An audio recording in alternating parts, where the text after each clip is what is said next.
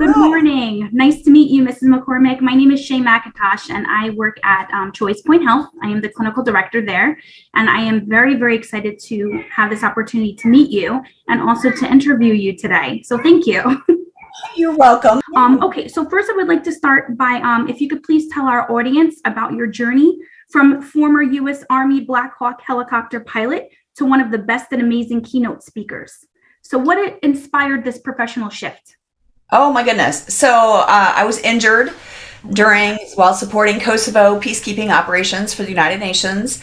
And after I was injured, they spent about a year trying to fix me. And then during that year, they knew I was getting out. So I got a corporate job. I worked 8 years in a corporate job. And while I was in the corporate job, my community I live in here in Dallas, Texas, found out that I was a helicopter pilot. So my phone started ringing. Would you speak at our youth group or our school or career day or this or this or this? And so I would do a little bit here and there around my corporate job when I could. Awesome. And then what would happen is every time I spoke at one place, I got 5 new phone calls. Awesome. So I spoke at another place, I got 5 phone calls. So my phone started ringing, and I was turning a lot of them down because I was working in a corporate job at the time and was busy and just, booked. And so I was turning them down. And I remember I was on the phone with one and they were like, well, we'll pay you. And I'm like, shut the door. I could have been getting paid all this time. Right. I had no idea this was an industry. I had no idea that I could get paid. And I was like, really? What will you pay me? And they told me, and it was more than I got paid in a week. And I went, I like this. So I think I could take a vacation day for that. And it was like for a luncheon, right? So I was like, okay. So I did that. And then I was like, well, maybe I could do this, but I didn't want to, quit my day job, right? So it was the sure thing, kind of no risk kind of thing. And so my husband, I call him the keeper husband. Keeper husband was like, you need to do this. You're really good. You keep getting more phone calls. You need to do this. I was like, no. I'm getting paid. I'm good.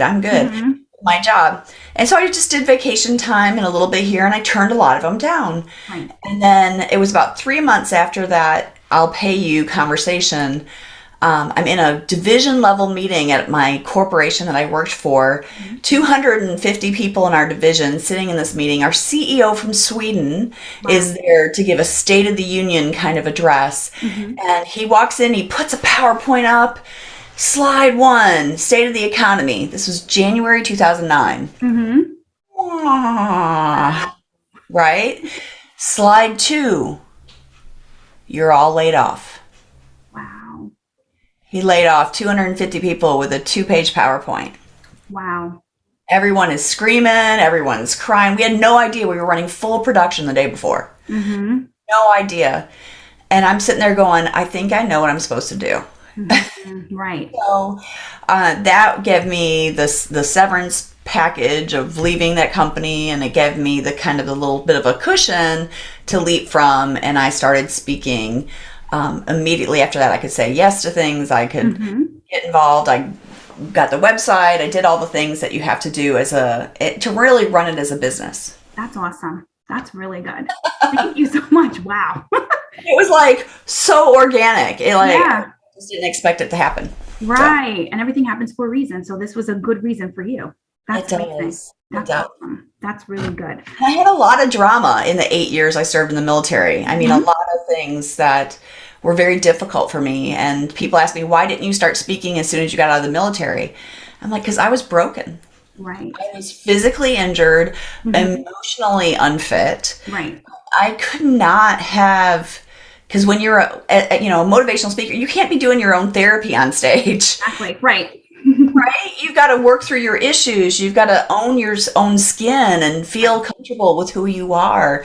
And that's not easy. I think that's really a thing I want people to understand. It's like, it's kind of hard fought and hard won to gain confidence and to feel like you know who you are. And that requires a lot of inner work. That's true. It doesn't come easily for hardly anyone. Right. I agree. Very true. And that's why we're all in this field, I know. That's why I was like, I want them to know that. Like, that wasn't easy. Like, easy would have been being on what I call autopilot. You punch the clock, you go to work, you punch the clock, you do the work, you come home. Like, that would have been easier than doing the inner work and the self-discovery and the Exactly. awareness of who you are and who you want to be in this world. Exactly. Yeah, I agree. Thank you. Thank you for sharing that. Yeah. Awesome. That's awesome. My next question is, in one of your interviews, you talked about the only thing that's constant is change. And our audience, there are people who are unable to start the addiction treatment process because they're afraid to change. What would you like to say to them? What would you like to say to them? And was there any moment in your life where you were afraid of change? Oh my goodness. So, there's afraid of change. I think what afraid of change really is they're afraid of the unknown. Right. I agree. They're afraid of what isn't going to happen. And on the flip side of it, there's the afraid of success. Being afraid of, like, they just don't, and that, which again goes back to the unknown. So I think we all know that tomorrow is uncertain. Correct. Right? We all know that it's unknown. And once we kind of accept that, like, everything's unknown. Exactly. Everything is unknown, especially, the last 2 years, right? With the pandemic, everything is unknown. So exactly. if we're afraid of the unknown, which is, because change might cause the unknown, well, it's already unknown. Exactly. It's already a given. So, I think having the courage to be who you want to be and the courage to show up in life the way you really want to show up. Right. That can actually drive you past the fear. Exactly. But it's a choice. You choose what you believe. You choose what you believe. Right. You choose what you're afraid of. You choose your hard. Like, everything can be hard. Right. You choose what's going to be the hard for you. Yeah. And sometimes taking the first step is part of the change so that you can recover and you can do what you've been called to do all along. You just have to take that leap of faith and step out. So there's been a lot of times in my life where things have been out of my control. I start becoming a helicopter pilot. I was an unemployed military wife. I was miserable, and I had to look at what could I control. Right. So when you're stuck, when you're at a crossroads, when you're at that rock bottom, when you feel like there's something that you can't move for, look at anything you can control. Even if it's your thinking, even if it's what you say, even if it's your food and nutrition, even if it's whatever, the things that you can control, those are the things you focus on. Exactly. Thank you. That's a very good answer. Thank you very much. Very, very good. Very, very good. Okay, so my next question is, once a person decides to change themselves, what do you suggest to keep their motivation levels up?